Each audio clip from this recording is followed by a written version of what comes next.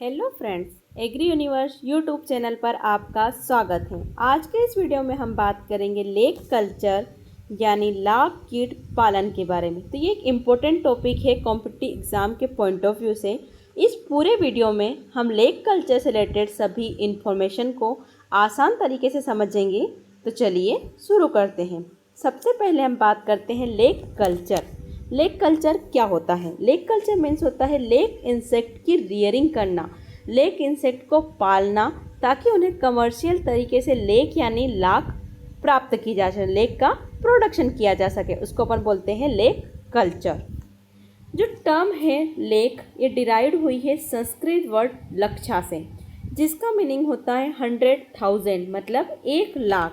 और ये इस बात की ओर अपने को इशारा करता है कि इसमें जो होते हैं large number of insect involve होते हैं लेक के प्रोडक्शन के लिए। जो लेक है हमें एक इंसेक्ट से मिलती है जिसका नाम है लेसिफेरा इंडिका। अब हम बात करते हैं लेक का बात करते हैं कि लेक का यूज़ कहाँ कहाँ होता है। तो देखते हैं कि लेक का use sealing wax, paint, varnish, manufacture of photographic material, electrical good, bracelet, button, toy, artificial leather और पोट्री बनाने में जैसी चीज़ों में क्या होता है लेक का यूज़ किया जाता है। नेक्स्ट हम बात करते हैं taxonomy of lake insect. Lakh कीट का साइंटिफिक क्लासिफिकेशन अपन देखते हैं। तो इसका जो ऑर्डर है ये कौन से ऑर्डर से बिलोंग करता है? हेमिप्टेरा ऑर्डर से। सब ऑर्डर की बात करें तो होमोप्टेरा, सुपर फैमिली कोकोइडाई, फैमिली केरिडाई। इसके जीनस की बात करें तो लेसिफेरा और स्पीसीज है इसकी लेका। तो इसका नाम क्या है? साइंटिफिक नेम हम देखें तो लेसिफेरा लेका इसका साइंटिफिक नेम है। नेक्स्ट हम बात करते हैं होस्ट प्लांट। होस्ट प्लांट उन पौधों की जिन पर लाख कीट को क्या जाता है पाला जाता है, उन्हें अपन क्या बोलते हैं? Host plant.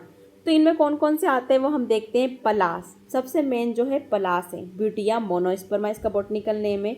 ये सभी यहाँ पर अपने ट्री दिए हुए इधर उनके बॉटनिकल नेम दिए गए हैं। बेर मारुटीनिया जिजिपस, कुसुम सोरिया ओलियोसा, खेर अकेसिया कटेचू, घोंड जिजिपस जाइलोपायरा, अरहर का बॉटनिकल नेम है केजेनस केजान और बबूल का बॉटनिकल नेम है अकेशिया अरेबिका। ये सभी पौधे हैं जिनको लेक प्रोडक्शन के लिए उपयुक्त माने जाते हैं।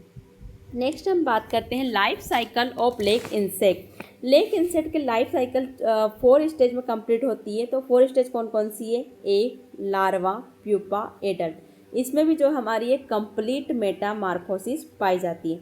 आप यहाँ पे इसकी पूरी लाइफ साइकिल भी देख सकते हैं। एग लेइंग हो रही है, एग लेइंग के बाद हैचिंग, हैचिंग के बाद लार्वा बना है, लार्वा से प्यूपा और प्यूपा के बाद आती है इसकी एडल्ट स्टेज। अब हम बात करते हैं इसी में जो आपने को ये वर्ड दिए हैं लेइंग, हैचिंग, इन सभी के बारे में हम डिटेल में देखते हैं कि ये सब क्या होता है। सबसे पहले होता है फर्टिलाइजेशन। फर्टिलाइजेशन में क्या होता है? जब मेल एडल्ट जब फीमेल को फर्टिलाइज करता है तो इस प्रोसेस को कहा जाता है फर्टिलाइजेशन। जब जो मेल एडल्ट है वो फीमेल को क्या करता है? फर्टिलाइज करता है, तो उस प्रोसेस को अपन बोलते हैं फर्टिलाइजेशन।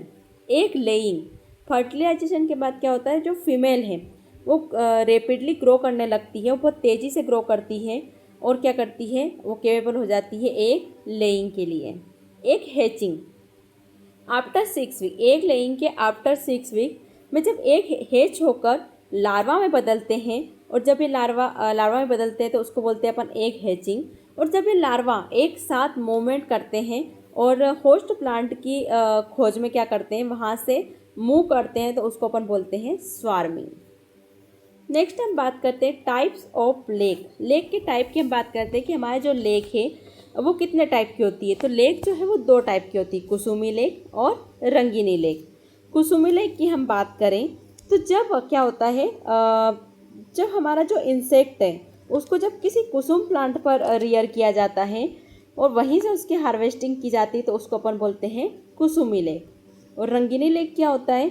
जब इंसेक्ट को नॉन कुसुम प्लांट मतलब कुसुम प्लांट के अलावा जो अन्य होस्ट प्लांट है उन पर अगर उसकी रियरिंग की जाती है तो उसको बोलते हैं रंगीनी लेक।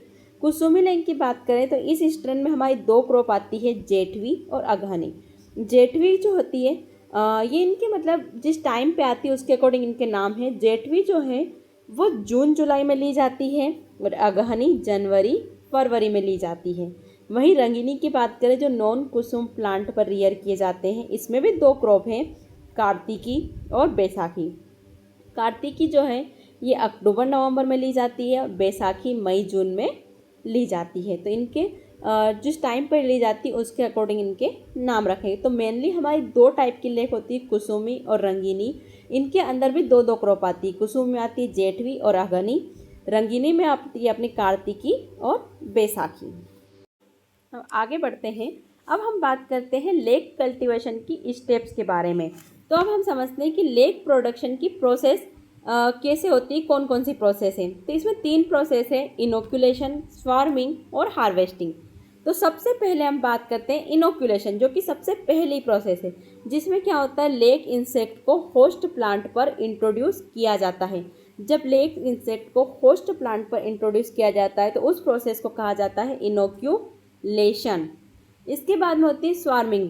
एक हैचिंग के बाद क्या होता है, एक हैचिंग के आफ्टर 6 वीक क्या होता है, जो लार्वा है वो वहाँ क्या करते हैं, होस्ट प्लांट की खोज में वहाँ से मूवमेंट करते हैं। तो इस प्रोसेस को कहा जाता है स्वार्मिंग। जब वो क्या करते हैं, होस्ट प्लांट की खोज में मूव करने लगते हैं, वहाँ से पूरे मूव हो जाता है उनका, तो उसको अपन क्या बोलते हैं, स्वार्मिंग की प्रोसेस। और लास्ट में आती है अपनी हार्वेस्टिंग की प्रोसेस। हार्वेस्टिंग मतलब क्या होता है कि collection of lake from the host plant, मतलब होस्ट प्लांट से जो अपनी लेक है उसको कलेक्ट करना क्या कहलाता है, हार्वेस्टिंग। अब हम देखें होस्ट जो लेक कलेक्शन के पॉइंट ऑफ व्यू से हम देखें तो इसको 2 भागों में डिवाइड किया गया, मतलब 2 टाइप की लेक, एरी लेक और फुंकी लेक। एरी लेक हम देखें जब फसल को लार्वल इमर्जेंस से थोड़ा पहले कलेक्ट किया जाता है तो उसको बोलते हैं एरी लेक। ये इमेच्योर लेक होती है, मतलब अभी थोड़ा सा टाइम है उसको मेच्योर होने में, उसके पहले ही हार्वेस्ट कर लिया गया, तो उसको अपन बोलेंगे एरी लेक। और नेक्स्ट आती है अपनी फुंकी लेक, after the emergency is over. ये क्या होता है, जब लार्वा इमरजेंस के बाद अगर लेक हार्वेस्ट की जाती है तो इसे फुंकी लेक कहते हैं और इसे एम्प्टी लेक भी कहा जाता है। नेक्स्ट हम बात करते हैं लेक एंड इट्स फॉर्म। अभी हमने इसके पहले क्या था, टाइप ऑफ लेक, और ये क्या अलग अलग फॉर्म है लेक के, उसके आधार पर हम देखते हैं। तो सबसे पहले हम बात करते हैं, फर्स्ट है अपना स्टिक लेक। स्टिक लेक में जब लेक को सीधे जो अपनी वो उसकी होस्ट प्लांट की जो ब्रांच होती है, जो शाखाएं होती, टहनी होती है, उनसे नाइफ या फिर हैंड के द्वारा जब उसको क्या कहता है, निकाला जाता है लेक को, तो इसको अपन बोलते हैं स्टिकी लेक या फिर रो लेक भी कहा जाता है। सीड लेक, सेकेंड है सीड लेक। जब स्टिक लेक को ग्राइंडिंग एंड वॉशिंग किया जाता है, उसकी ग्राइंडिंग और वॉशिंग के बाद जो लेक अपने को मिलती है उसे बोलते हैं सीड लेक। थर्ड है सेल लेक। सेल लेक जब सीड लेक को मेल्टिंग करके उसके फ्लेक्स बनाए जाते हैं जो कि येलो कलर के होते हैं, तो इसे कहा जाता है सेल लेक। नेक्स्ट हम बात करते हैं लेक एंड इट्स फॉर्म में, अगले जो हमारे बचे हुए थे बटन लेक। बटन लेक जो है क्या होता है, मेल्टिंग हो गई, मेल्टिंग प्रोसेस के बाद हम क्या करते हैं, लेक को जिंक शीट पर फैलाया जाता है और एक राउंड डिस्क बना दी जाती है, जो क्या होती है, उसका डायामीटर लगभग होता है 3 इंच और उसकी थिकनेस जो होती है 1/4 इंच। जिसकी थिकनेस कितनी होती है, 1/4 इंच की होती है। तो हमें जो लेक वहाँ पे मिलती है उसको बोलते हैं बटन लेक।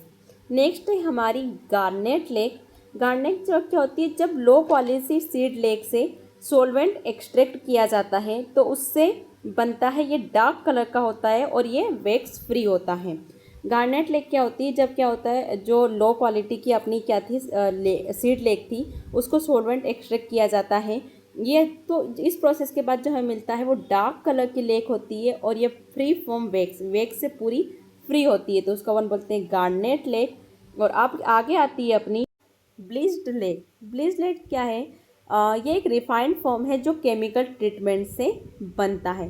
तो ये हमारे थे क्या लेक के फॉर्म थे, इसमें हमारे 6 फॉर्म अपन ने देखे हैं, stick lac, seed lac, shell lac, button lac, garnet lac और ब्लीच्ड लेक। अब हम बात करते हैं लेक के केमिकल कंपोजिशन के बारे में कि लेक में जो होता है वो क्या क्या पाया जाता है। इसमें वाटर पाया जाता है 2 to 3%, रेजिन होता है 68 to 90%, dye 2 to 10%, wax 5 to 6% और मिनरल सब्सटेंट होता है इसमें 3 to 7%। तो ये था हमारा लेक का पूरा कंपोजिशन।